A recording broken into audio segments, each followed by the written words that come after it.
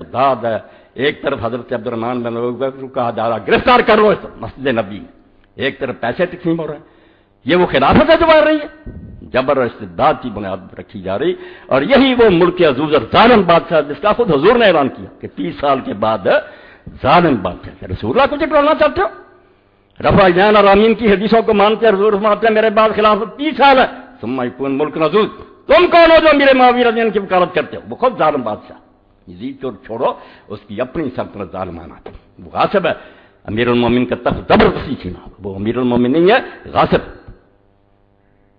تو عبداللہ بن عمر کا تو سن لیا کہ لاکھ روپیہ بھیجا، یہ حوالہ رہ گیا کہ حضرت ابو بکر رضی اللہ عنہ کے بیٹے عبد الرحمن بن ابی بکر،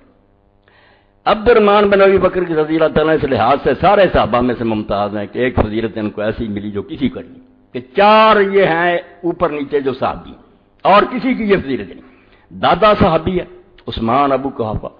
باپ صحابی ہے عبداللہ ابو بکر، خود یہ عبد الرحمن جو ہیں یہ صحابی ہیں، اور ان کا بیٹا جو ہے ابو عتیق محمد وہ صحابی، 4 پشتیں ان کی ہیں۔ اب عبد الرحمن بن ابی بکر رضی اللہ عنہ جس کا آیا تھا کہ مروان نے کہا پکڑ لو اس کو، وہ اما عائشہ رضی اللہ عنہ کے حجرے میں گھس گیا، اور اس نے کہا کون سی ہے یہ خلافت؟ یہ کیسر اور کسرا کی سنت کو تم زندہ کر رہے ہو، کفر کے طریقے اسلام میں رائج کر رہے ہیں، اور کہتے ہیں ابو بکر عمر نے یہ کیا تھا، ابو بکر نے اپنے خاندان میں کس کو بنایا، کیوں ظالموں کو غلط مثال دیتے ہو؟ تو عبد الرحمن رضی اللہ تعالیٰ وامتنع من بیعت یزید حین طلب معاویہ، جب اس معاویہ نے بیعت مانگی چوٹی کے لوگوں سے مانگنی، مجھے آپ کو کون پوچھتا؟ یہ غلط بات ہے کہ ایک ایک سے بیعت لی جاتی تھی، کوئی نہیں، پبلک آرام سے بیٹھی رہتی، تماشا دیکھتی تھی کون آیا کون گیا، ذمہ دار لوگ جو امت کے چوٹی کے سردار تھے ان سے مطالبہ ہوتا، وہ 4 ہی تھے اس دور میں، یہ کہتے 4 مخالفت تھے، اور لیڈر کون ہوتے ملک میں؟ 4 اور 3 2 ہوتے ہیں، مؤثر امہ، وہ امت کے سربراہ ہوتے ہیں، بات ان کی ہوتی ہے، عبد الرحمن بن ابی بکر، عبداللہ بن عمر، حسین ابن علی اور عبداللہ بن زبیر، ان سے بڑا کوئی تھا تو بتاؤ،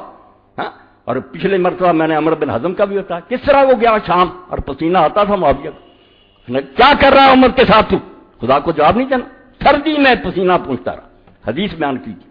اب حضرت عبد الرحمن نے جب انکار کر دیا،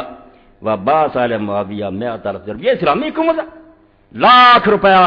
بھیجا، حضرت عبداللہ کو بھی لاکھ بھیجا، سرکاری خزانہ رشوت، فردہ نہیں لیا انہوں نے، وقال لا ابیع دینی بدنیایا، انہوں نے کہا میں اپنا دین اس دنیا کے نہیں بیچ سکتا، لاکھ روپیہ دے کر میرا دین خرید رہا، میں نہیں یہ سودا کر سکتا۔ اور بیچارہ پھر مدینے میں نہیں رہا، جو جبر ہو رہا تھا،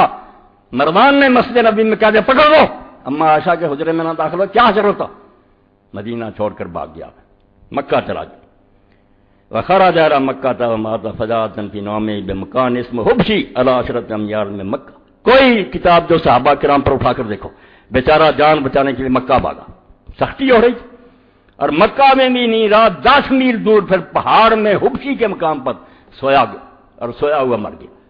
اور اما عائشہ کو دیر تک یہ شعور رہا کہ معاویہ نے مروایا، اس طرح کوئی آدمی اچانک نہیں مر سکتا، یہ بھائی جو سویا ہی نہ اٹھا اس نے ظالم نے مرایا، اور اس کی طرف سے وہ غلام آزاد کرتے لیے مستدرک حاکم میں پڑھ، وہاں سے اس کا جنازہ پھر مکہ لایا گیا، وہاں دفن کیا مالا میں، اور اما عائشہ رضی اللہ عنہ جب حجرات میں عمرہ پر گئیں پھر قبر پر گئی، اور کہا عبد الرحمن اگر میں اس وقت ہوتی جب تو فوت ہوا تھا تو ایک تو وہاں ہی دفن کرنا تھا حبشی، دانا نہیں تھا جنازہ مکہ، اور دوسرا میں پھر نہ قبر پر آتی، مگر حسرت رہ گئی کہ میں بھائی کا منہ نہیں دیکھ سکتی، یہ ماں سے سگا تھا اما عائشہ کا، دوسری ماؤں سے، تو یہ ہے عبد الرحمن بن ربیع، وہ عبداللہ بن عمر کو لاکھ دیا،